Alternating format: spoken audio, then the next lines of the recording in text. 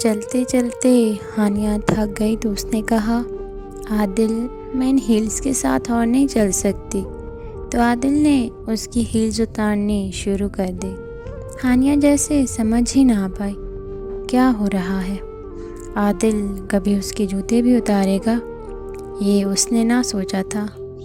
عادل نے اس کے جوتے اتارے اور ہانیہ کو اٹھا لیا اور منزل کی طرف چلنے لگ گیا۔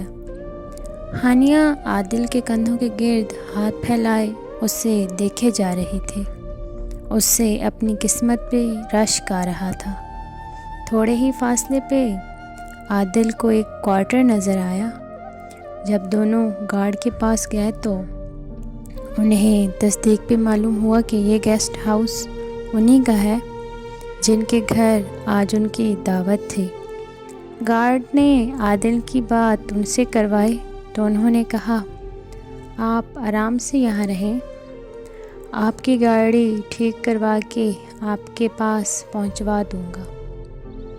دونوں کو گارڈ نے روم کھول کے دیا اور سوکھے کپڑے بھی۔ ہانیہ گیلے بالوں کے ساتھ شیشے کے سامنے کھڑی تھی کہ عادل نے اس کے گرد بازو پھیلا لیے۔ ہانیہ کو اپنا وجود بہت محفوظ لگا۔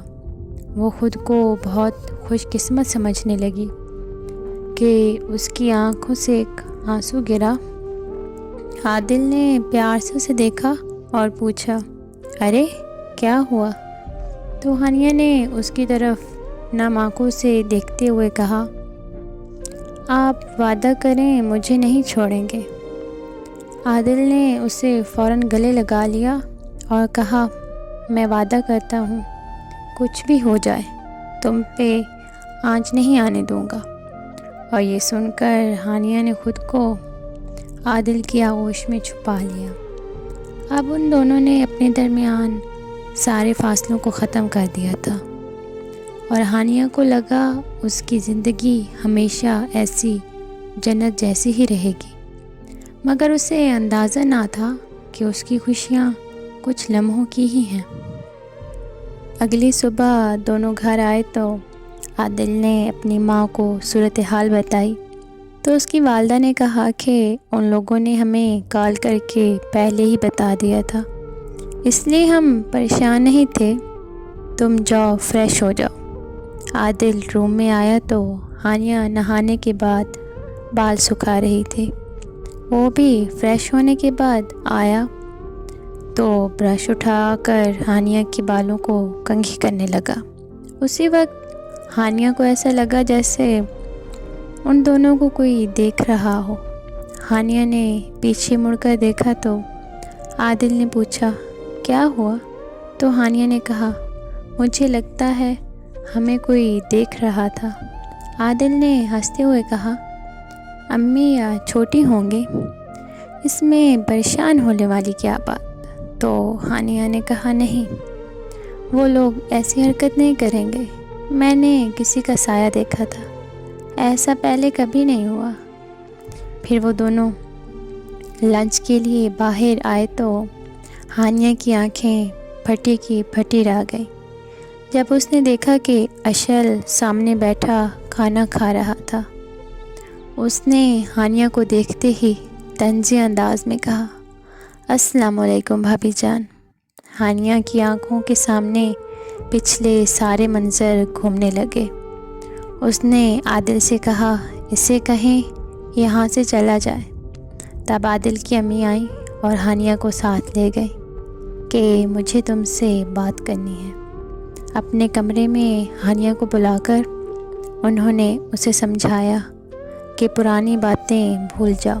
میں نے اشل کو بھی سمجھایا ہے، وہ زیادہ تم سے بات نہیں کرے گا، نہ زیادہ تمہارے سامنے آئے گا۔ اور ایسا ہی ہوا۔ اشل اور اس کا آمنا سامنا نہ ہونے کے برابر تھا۔ دونوں کے درمیان بات بھی کوئی نہ ہوتی تھی اور وہ بھی عادل کے ساتھ خوش رہنے لگی تھی۔